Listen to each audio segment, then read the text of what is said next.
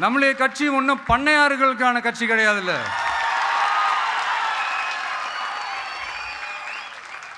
முன்னாடிலாம் அந்த காலத்தில் பண்ணையாருங்க தான் பதவியில் இருப்பாங்க. இப்போ கொஞ்சம் உள்டா மாறிடுச்சு. பதவியில் இருக்கிறவங்களாம் பண்ணையாராக மாறிடுறாங்க. மக்களுடைய நலனை பற்றியோ, நாட்டோட நலனை பற்றியோ, வளர்ச்சிகளை பற்றியோ எதை பற்றியும் கவலைப்படாமல் பணம் பணம் பணம், எந்தெந்த வழிகளில் எந்தெந்த ரூட்லலாம். இப்படிப்பட்ட இந்த மைண்ட் செட் உள்ள இந்த பண்ணையார்களை அரசியலை விட்டே அகற்றுவது தான் நம்மளுடைய முதல் வேலை.